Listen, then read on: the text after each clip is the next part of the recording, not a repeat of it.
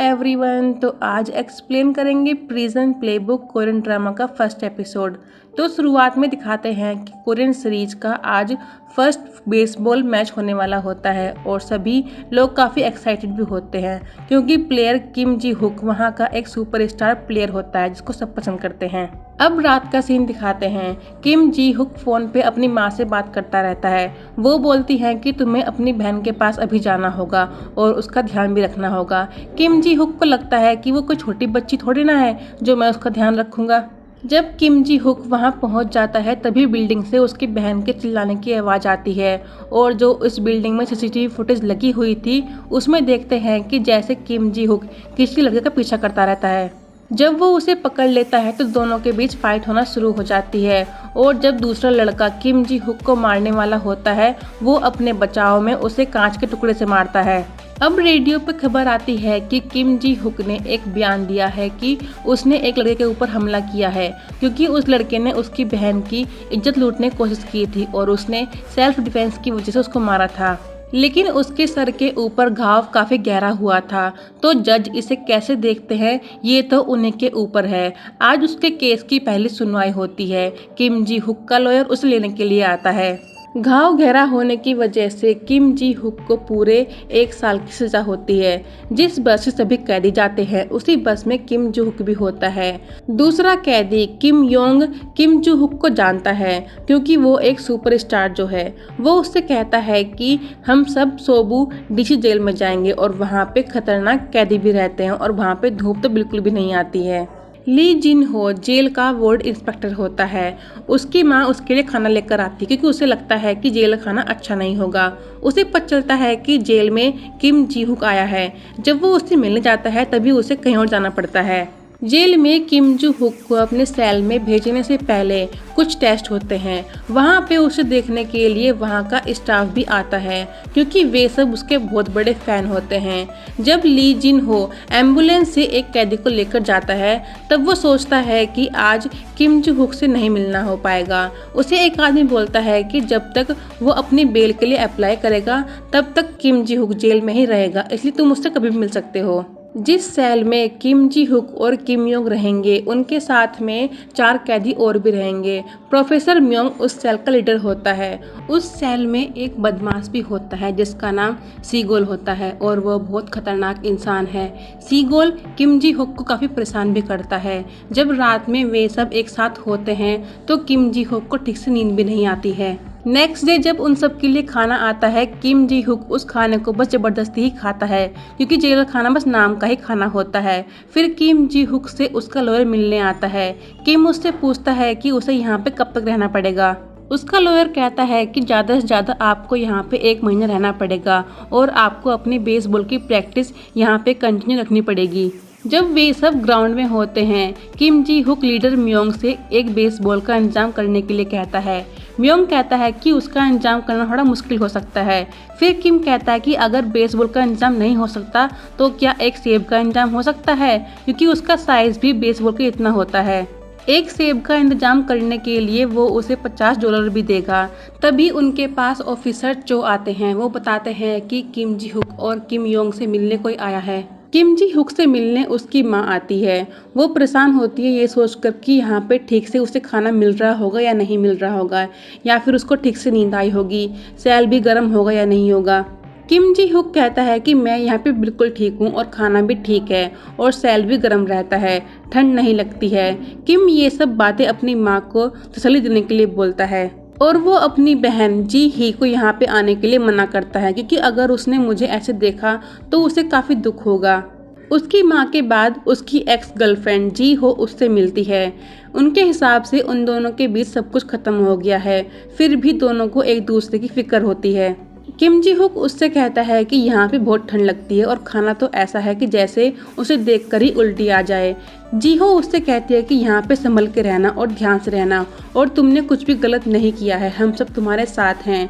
जी हो को काफ़ी दुख होता है कि किम जी हुक जेल में है। उनकी पूरी बात भी नहीं हो पाती है और उनका मिलने का समय भी खत्म हो जाता है।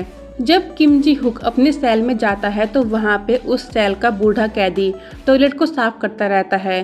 तभी सी गोल वहाँ पे टॉयलेट कर देता है। ये चीज़ जी हुक को बिल्कुल भी अच्छी नहीं लगती। जी हुक उससे कहता है कि तुम्हें बूढ़े आदमी से ठीक से पेश आना चाहिए और ये बात सी गोल को अच्छी नहीं लगती। वो कहता है कि यहाँ पे सब बराबर हैं, सब कोई ना कोई कांड करके आए हैं, इसलिए अपने काम से मतलब रखो। वो बूढ़ा आदमी काफ़ी गरीब होता है, इसलिए उसे सी गोल की सारी बातें माननी पड़ती हैं। जैसा वो कहता है वो वैसा ही करता है। किम जोंग किम जी हुक से कहता है कि यहाँ पे किसी काम के बीच मत पड़ना, नहीं तो तुम्हारा यहाँ पे रहना मुश्किल हो जाएगा, इसलिए जैसा चल रहा है उसको वैसे चलने दो। किम जोंग उसे बताता है कि उससे मिलने उसकी बहन आई थी। उसकी माँ का बहुत बुरी तरह एक्सीडेंट हुआ था और डॉक्टर ने 2 सर्जरी करने के लिए बोला था, इसलिए किम जोंग ने बैंक से धोखाधड़ी करके पैसे निकाले। लेकिन अब उसकी माँ के बचने की कोई उम्मीद नहीं है और उनके पास दूसरी सर्जरी के पैसे भी नहीं हैं। जब जी हुक नहाने जाता है तो पहले तो वहाँ पे गर्म पानी आता है, लेकिन बाद में ठंडा पानी आता है और जी हुक को उसी पानी में नहाना पड़ता है। इधर ली जिन हो की ड्यूटी खत्म हो जाती है। वो किम जी हुक के लिए काफी परेशान होता है। उसका साथी कहता है कि वो अभी सोया नहीं है, इसलिए तुम उससे मिल सकते हो। ली जिन हो अपने साथी से कहता है कि वो काफी शांत स्वभाव का है, लेकिन अगर उसे एक बार गुस्सा आ गया तो वो गुस्से में कुछ भी कर सकता है और वो काफी खतरनाक भी हो सकता है, इसलिए उसका निकनेम मॉकडाउन नटकेक्स है। इधर सेल में किम जी हुक को इस बात पे गुस्सा आता है कि सी गोल उस बूढ़े आदमी पे फिर से अपना हुक्म झाड़ता है और वो जी हुक के बारे में भी सही नहीं बोलता। जब वे सब सोते रहते हैं जी हुक इसी बारे में सोचता रहता है। वो सी गोल को उठाता है और उसे बहुत तेज पंच मारता है।